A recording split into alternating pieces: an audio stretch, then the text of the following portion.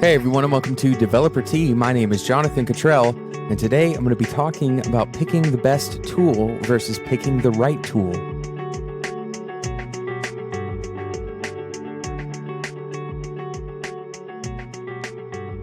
When we talk about picking the right tool for the job, a lot of times we evaluate the tool on its own. We'll look at the benchmarks for a given language, or perhaps we'll look at the community around the language. Maybe we'll look at whether that language has some libraries available for it that fit the job description. But quite often, we don't think about the people who will be actually creating that particular piece of software.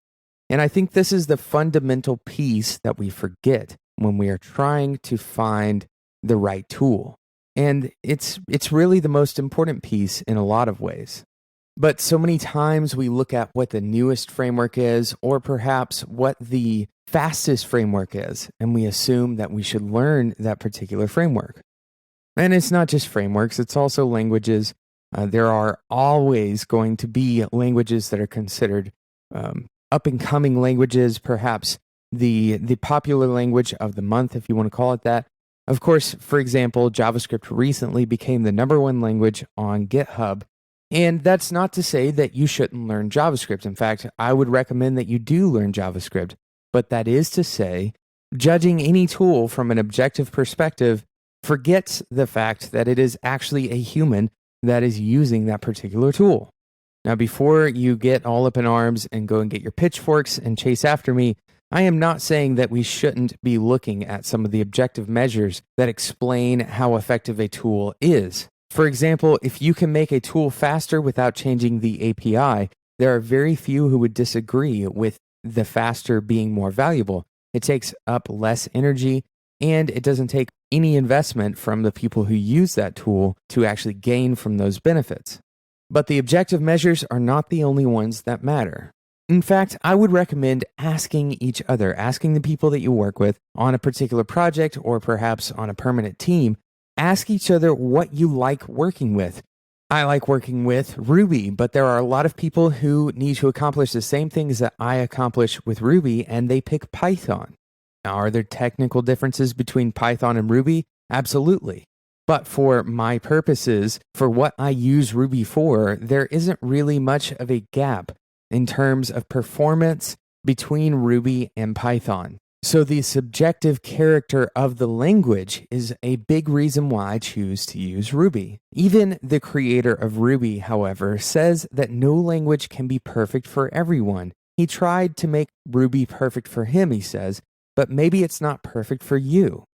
And that's a very strong statement, that a language can't necessarily be the right language for everyone for every project. And in fact, even if it is objectively measured as the right language for a given project, it is very possible that because of the human factor in software development, specifically because people are developing the software and maintaining the software in the future, you can't ignore whether or not somebody enjoys using the language, for example, or enjoys the semantics of a given framework. So I'm going to give you a challenge, a very simple challenge here. And the challenge has two parts. The first part is to ask yourself if you are making the subjective parts of a given tool that you use, if you're trying to make those subjective parts objective.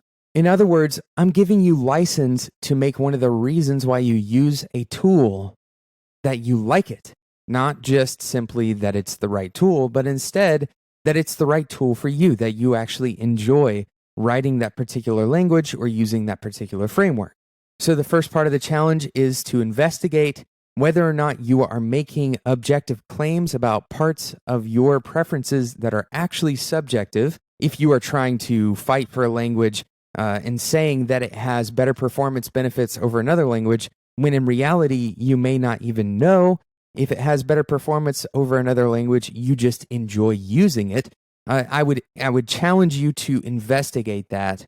And the second part is very simply to have a conversation with your coworkers and with your teammates about the different technologies, the different tool sets that you all use together, and if you enjoy using them, if you actually have some sort of affinity for that particular tool. It is possible that you will uncover either a strong appreciation for certain tools that you and your team use, and therefore you may decide to invest some more time in using that tool to its fullest capacity, or you may uncover a distaste for some of the tools that you use, and that should lead you to a discussion of whether or not there is a replacement for that tool that would encourage you to do better work, that tool is currently kind of hindering your progress because it's really quite annoying to use, for example. Take some time and evaluate your tool set. Evaluate how well it fits you, how well it fits your preferences.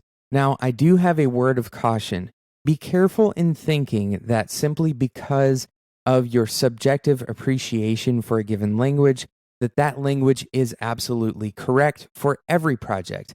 I do not think that tools, just because you like them, are the right tools. But instead, I'm saying that you should consider whether or not you like a given tool. And if you don't like a tool and there is a better alternative that accomplishes the same goals with an acceptable performance rate, then consider those tools. Why not go ahead and consider shifting to those new tools that you actually enjoy using more than the other tools? And the reason for this is because if you enjoy using a given tool, if you actually have an affinity towards that tool, then you are more likely to spend the extra time that is necessary to truly get the most out of that tool that you can.